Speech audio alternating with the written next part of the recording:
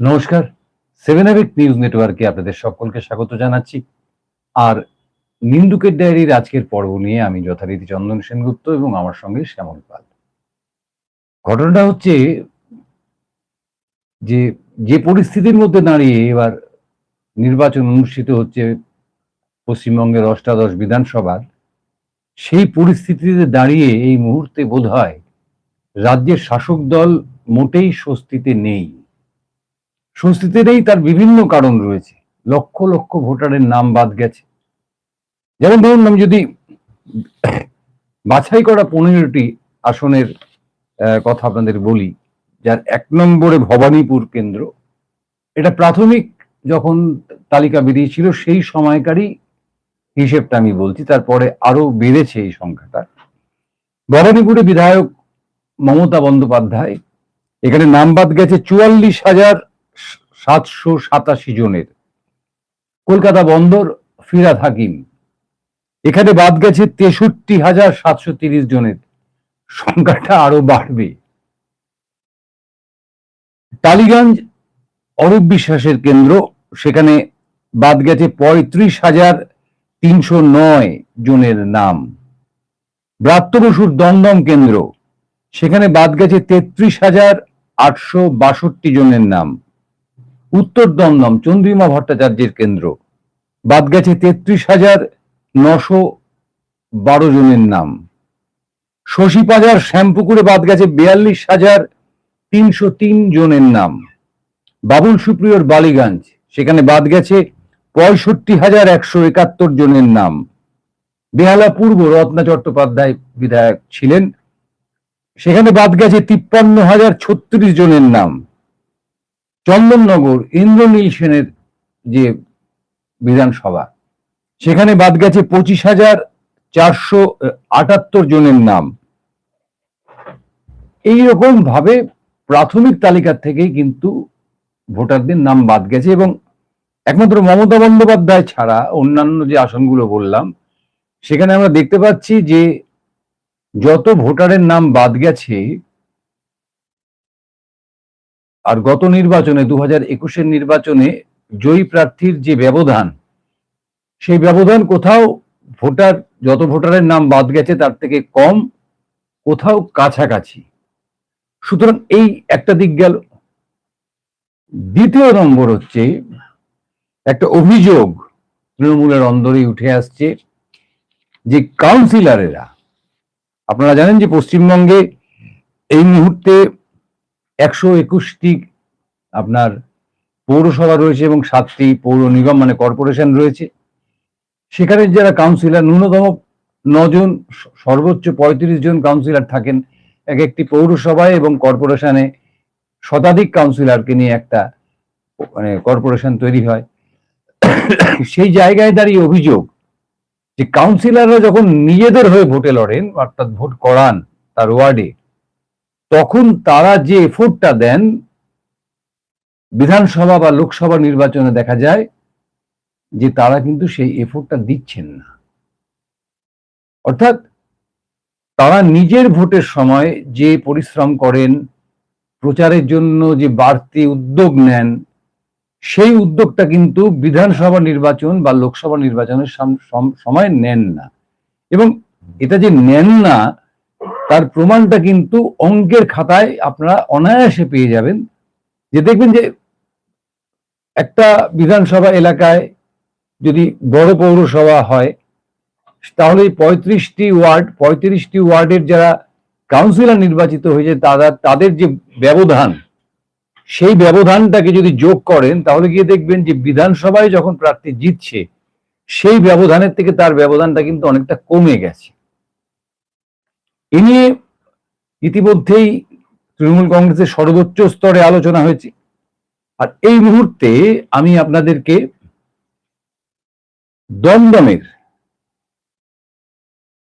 বিধায়ক, তৃণমূল কংগ্রেসের অন্যতম শীর্ষ নেতা এবং রাজ্যের শিক্ষামন্ত্রী ব্রাত্য বসু গত পরশুদিন একটি দলীয় সভায়, আপনারা জানেন এখন প্রত্যেকটি কেন্দ্রে কর্মী সভা হচ্ছে, সেই কর্মী সভায় দাঁড়িয়ে সরাসরি কি বলেছে আপনারা একবার শুনে নিন।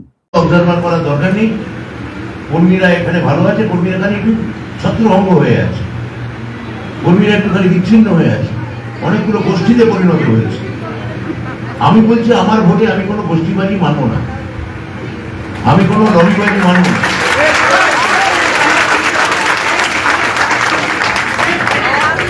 আমি ভোটের শেষে প্রত্যেকটা বুথে প্রত্যেকটা পার্টে কি রেজাল্ট হয়েছে দেখবো, আমি প্যাকেট থেকে রিপোর্ট নেবো, তারপর নেতৃত্বে চিঠি লিখে জানাবো 27 সালে এখান থেকে কোন কর্মীকে আমাদের পুনঃপ্রতিনিধি করা যেতে পারে।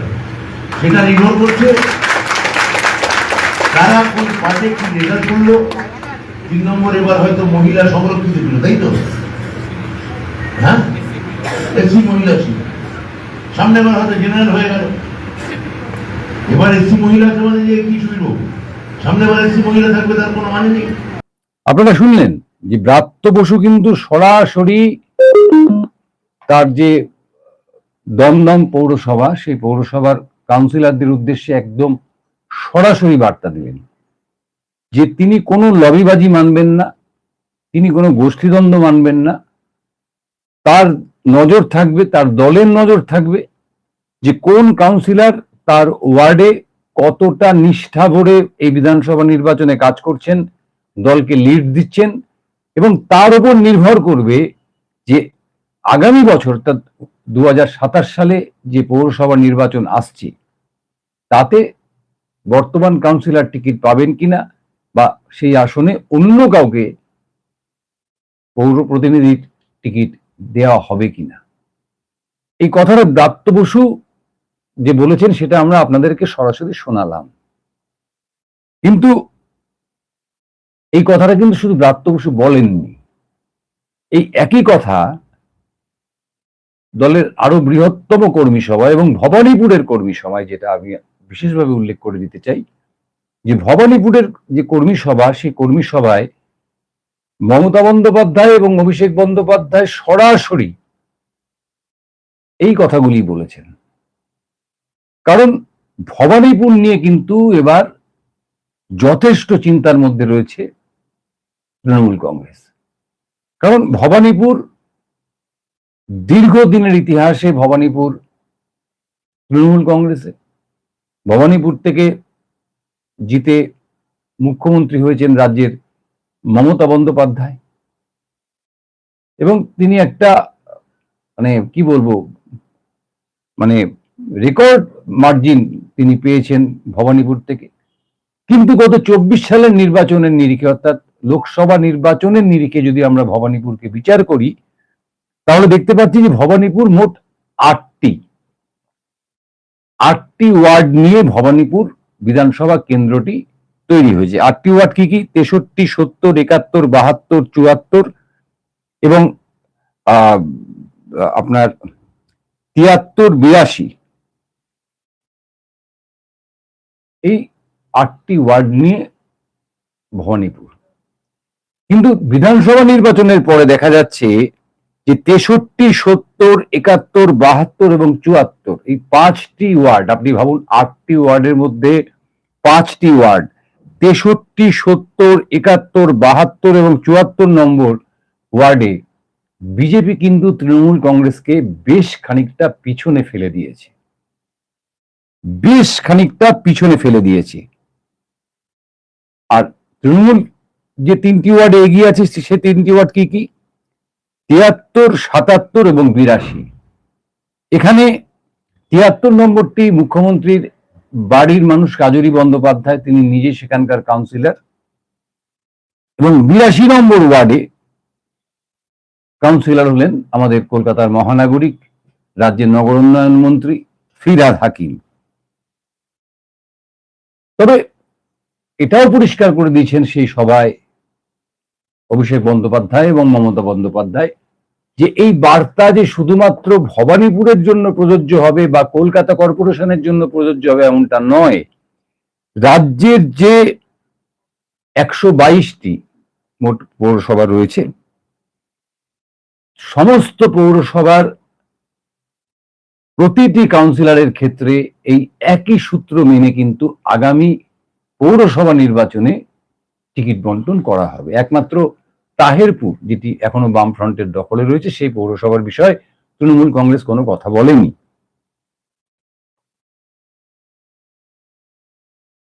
তার মানে এটা স্পষ্ট হচ্ছে যে এই যে তৃণমূল কংগ্রেসের কাউন্সিলর ভিত্তিক যে সংগঠন, আমি আমার নিন্দুকের ডায়েরিতে অতীতেও বারংবার বলেছি যে তৃণমূল কংগ্রেসের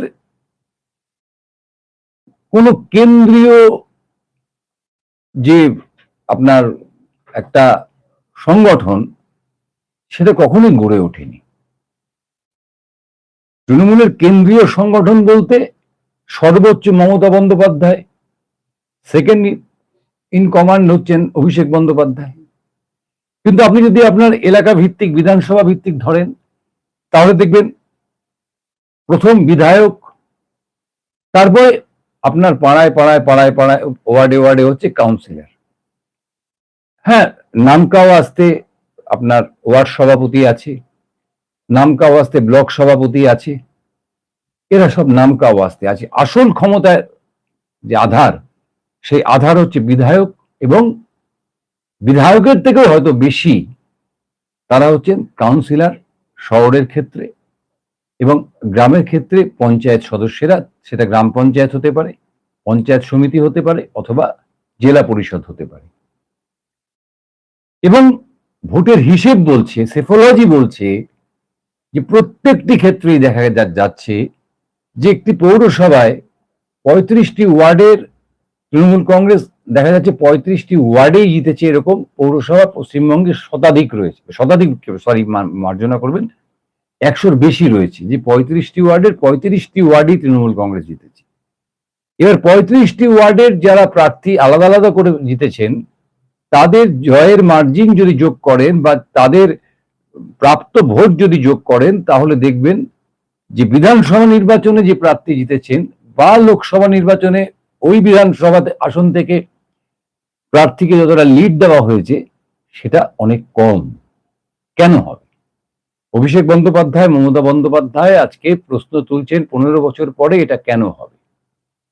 কারণ দল কাউন্সিলরদের কার্যত একটা মানে সমস্ত রকম সুযোগ সুবিধা দিয়ে রেখেছেন, যেটাকে আমরা যারা ভোট কুশলী, যারা ভোট নিয়ে আলোচনা করেন, যারা সেফোলজিস্ট, তারা বলছেন যে সারা রাজ্যেই কাউন্সিলরদেরকে কেন্দ্র করে একটা অর্থনৈতিক বাস্তুতন্ত্র তৈরি হয়েছে, অর্থাৎ একটা ইকোনমিক্যাল জোন তৈরি হয়ে গেছে, যে কাউন্সিলরকে কেন্দ্র করে একটা অর্থনীতি তৈরি হচ্ছে।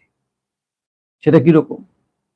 এটা আমার মুখ থেকে না শুনলেও আপনারা জানেন যে কাউন্সিলরের ঘনিষ্ঠ মানুষেরাই ঠিকাদারি করেন, কাউন্সিলরের ঘনিষ্ঠ জনেরাই ইট বালি, চুন সুরকি ইত্যাদির ব্যবসা করেন, কাউন্সিলরের ঘনিষ্ঠ ব্যবসায়ীরাই, ঘনিষ্ঠ মানুষজনেরাই তারা বিভিন্ন ক্ষেত্রে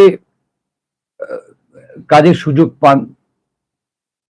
কাউন্সিলরের ঘনিষ্ঠরাই পৌরসভায় যে ঠিকাকর্মী, আজকাল তো পৌরসভাগুলোতে স্থায়ী কর্মী কার্যত উঠেই গেছে বলতে পারেন। 18 সালের সর্বশেষ নিয়োগ হয়েছিল, যে নিয়োগ মামলা এখন একটা দুর্নীতির মামলায় পরিণত হয়েছে। সেই অয়নশীলের হাত ধরে যে দুর্নীতির মামলা, যেটা এখন বিচারাধীন, সে বিষয়ে আলোচনা করাটা ঠিক হবে না। সুতরাং এই যে ঠিকাকর্মীর পদগুলো, সেই ঠিকাকর্মীর পদগুলো পেতে হলেও আপনার ওই কাউন্সিলরের ঘনিষ্ঠ হতে হবে, সে আপনি পুরুষ হন বা মহিলা হন। আপনার বিধবা ভাতা, আপনার বৃদ্ধ ভাতা, আপনার লক্ষ্মীর ভান্ডার ইত্যাদি সবকিছু নির্ভর করছে কাউন্সিলরের উপরে।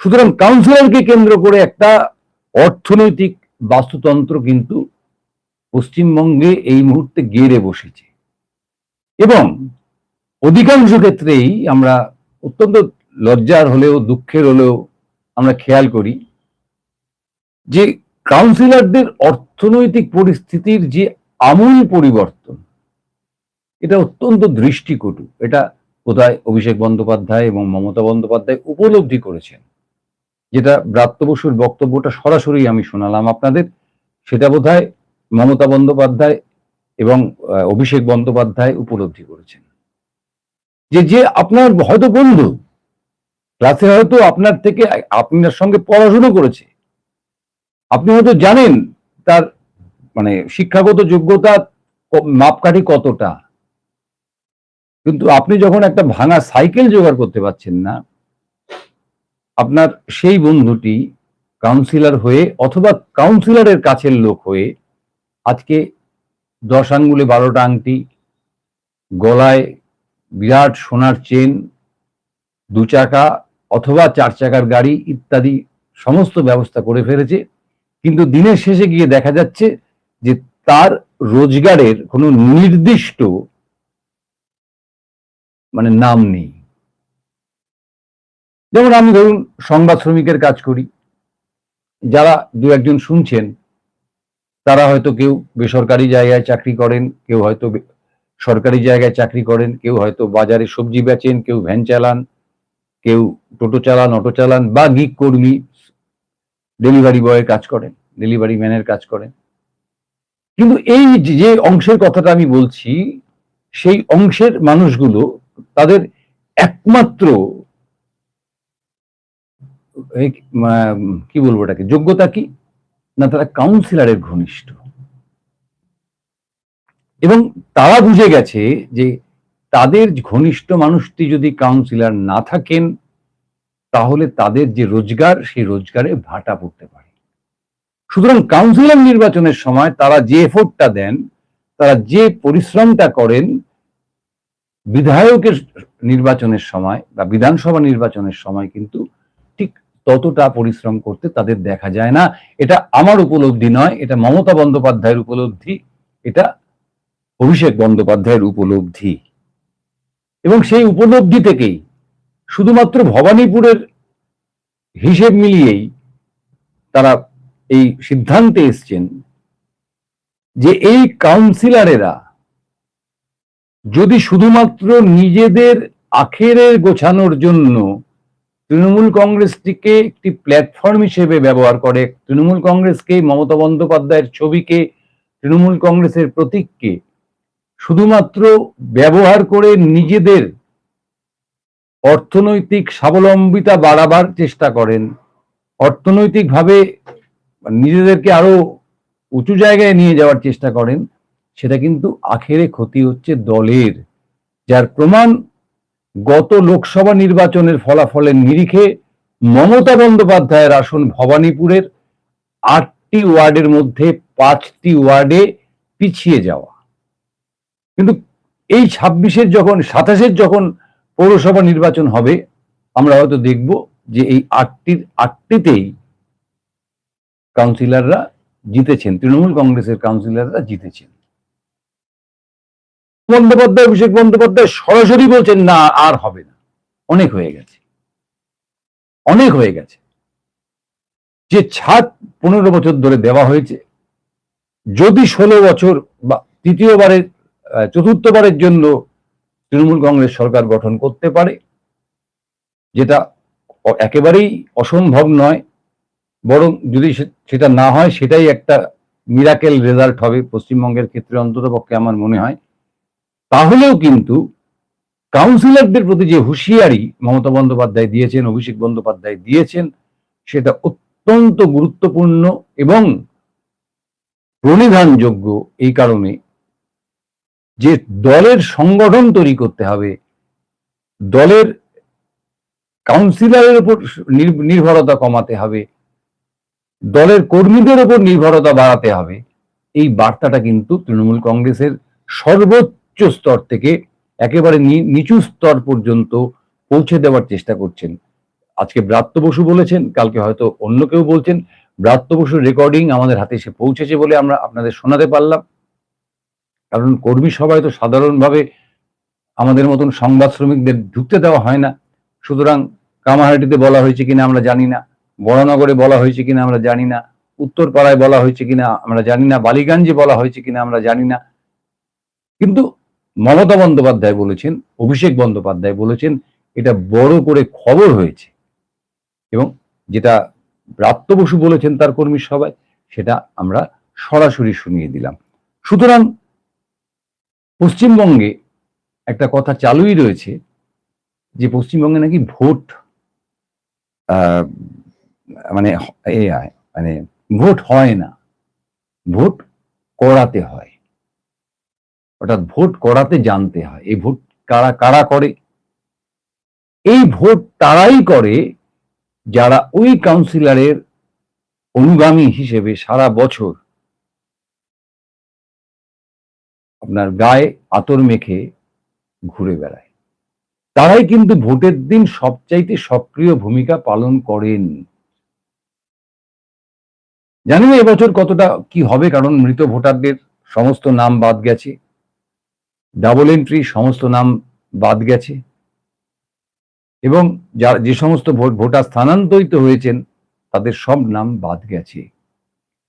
আমি অত্যন্ত দায়িত্ব নিয়ে বলতে পারি যে এই কাজটি বাম আমলেও হতো, তখন বামেরা করত, এবং বামেদের থেকে অত্যন্ত এই কৌশলটা বামেদের থেকেও আরো সূক্ষ্মভাবে তৃণমূল কংগ্রেস করা শুরু করেছে, যে কারণে পৌরসভাগুলোতে বামফ্রন্টের আমলে একাধিক বিরোধী কাউন্সিলর থাকতেন, কিন্তু এই তৃণমূল আমলে 2013 সালে প্রথম নির্বাচনের পর থেকে 2022 সালে সর্বশেষ নির্বাচন পর্যন্ত আপনারা যদি হিসেব কষে দেখেন, পৌরসভা এবং পঞ্চায়েতগুলোতে বলতে গেলে বিরোধী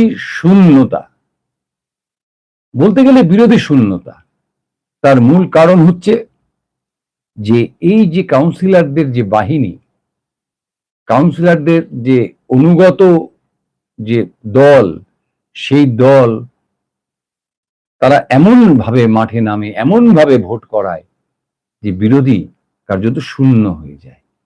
এখন আমাদের দেখতে হবে যে ভোটের আগের কথা একরকম হতে পারে, ভোটের পরে সেই কথা বদলে যেতে পারে, কিন্তু কথাটা যখন অভিষেক বন্দ্যোপাধ্যায় বলেছেন, কথাটা যখন মমতা বন্দ্যোপাধ্যায় বলেছেন, তখন আমাদের বিশ্বাস করতে হবে যে তৃণমূল কংগ্রেস এবার তার সংগঠনের খোল নলচে বদলে একটা নতুন সংগঠন, 15 বছর পর একটা নতুন সংগঠন, মানে 15 বছর বলছি এই কারণে যে সরকার গঠনের পর 15 বছর কেটে যাচ্ছে, একটা নতুন ভাবে সংগঠনটাকে নিয়ে ভাবছেন, এটা ভাবতেও ভালো লাগছে। বন্ধুরা একমত হলে অবশ্যই আমাদের চ্যানেলটিকে সাবস্ক্রাইব করবেন, আমাদের চ্যানেলটিকে আপনার বেল বাটনটা টিপে রাখবেন, যাতে এই এই ধরনের আলোচনা আরো বেশি করে আপনারা শুনতে পারেন। আর আরেকটা কথা আপনাদের জানাই যে আমাদের একটা নতুন আরেকটা ভেঞ্চার স্টার্ট হয়েছে, তার নাম হচ্ছে পেটুক পর্যটক। একই সাথে বেড়াবার হদিশ,